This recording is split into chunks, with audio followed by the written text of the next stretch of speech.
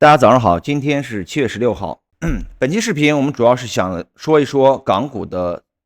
森松国际啊，这也是咱们的一个粉丝约稿，想看一下后期整体有没有机会，以及当前处在这个波浪结构哪一个形态当中。所以当前如果你有一定仓位啊，在相对低位有一定仓位的话，那么可以持有到这个附近，然后我们再看，如果出现顶分型或十字星的话，那就减仓。欢迎大家来到正经参考的频道，这里是品种共享的技术参谋部，通过波浪结构的解析，看形态入场，专注解析美港股、数字货币、期货以及金银油走势，帮大家避开追涨杀跌的陷阱。欢迎关注、订阅、点赞。有看不准的品种可以私信约稿，因平台限制，更多的品种会第一时间在社群更新，可以加我的微信来了解会员权益和资格。好，接下来我们进入本期视频的一个主题。那首先我们看到的是它的一个周线图啊，21年6月份的上市，截止到现在的话，大概是4年时间。在这4年时间里，绝大部分的时间它是处于下跌或者说是调整走势里面。最高点是出现在21年的7月初啊，15.64，低点是出现在24年的9月上旬 3.46。从 15.64 跌到 3.46， 它整体走势出现的是一个非常明显的双重三浪，起手的三波下跌，然后反弹的是一个三波形态，然后再次下跌三波形态，整体走势是双重三浪当中的 WXY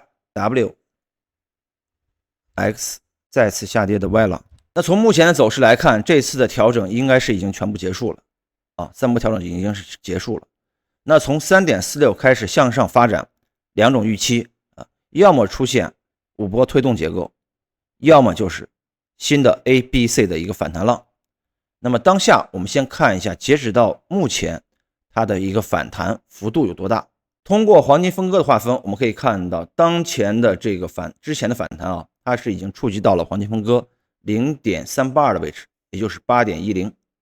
但是整体走势的幅度依然没有达标，那说明当前这个反弹上行走势还没有结束，后期还有向上拓展空间的这种预期在。但是反弹向上的走势它存在两种预期，这里我们先看一下后期整体向上的一个压力目标50% 的位置 9.54， 618的位置 10.98， 这就是后期潜在的上方的压力目标 9.54 10.98。接下来我们就是研究 3.46 这个低点开始的这波反弹上行的走势。从当前的图表来看的话，起手的第一波反弹也是一个内部三波形态，可以认定它是已经结束了。当然如果认为它是反转的话，它走出这个推动浪的话，那这里也可能它不是 A 浪，它是个一浪，因为一浪内部经常也是出现一个三波形态，所以这里我们暂时给它定义 A 或者一。那从这个 A 浪或一浪的高点开始的回落，最低见到了 4.35， 此处的回落它分为几种预期要么就是 B 浪或二浪以一波流的形式结束了，要么就是其中的只是完成了这个 BA 或者是一浪 A。 首先我们还是将时间调整到更小周期的日线图。先说第一种预期，蓝色段的这一波走势它肯定是一个 C 浪或者是三浪，那么重点就在于这个黑色段这一部分 B 或者二浪。当然它也可能从相对的高位直接出去，那么之前的这波下跌走势的低点也可以认为它是一个 B 或者是二，只不过分歧在于这个 B 或二的次级别结构内部它会不会走出一个三波形态，或者说是直接以一波流的形式直接就结束了，区别在于此。所以近期向上我们就要关注之前的这个高点之前这个高点形成的下方的这个压制。首先我们这里可以借助一下波浪尺，那近期主要是关注这个短期的1:1的一个比例关系8.18， 如果向上直接突破了 8.18，那么之前的这个 A 浪或一浪的高点大概率是会被突破的。那么也就说明一点，说明从这个 B 浪或二浪它是以一波流形式就结束了，当前是处于这个 C 浪或者是3浪当中。如果此处出现承压回落、大幅回落呢，那么更倾向于走第二种预期，就是内部结构会相对复杂一些，会再次出现 B 或2内部的子浪 C 的一个再次回撤，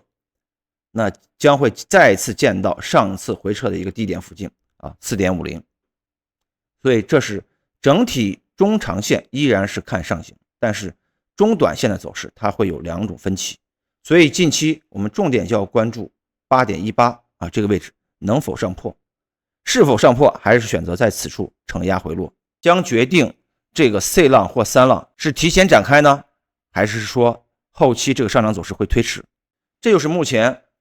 我们对于这个大结构形态啊的一个研判。所以当前如果你有一定仓位啊，在相对低位有一定仓位的话，那么可以持有到这个 8.18 附近，然后我们再看，如果出现顶分型或十字星的话，那就减仓，减仓，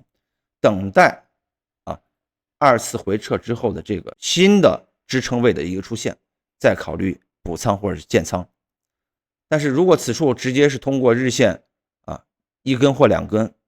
这种大阳线突破的话，那就可以继续持有，甚至于在突破 8.60 之后啊，你可以适当的再加一些仓位。那么大目标就是刚才咱们周线啊所说的两个位置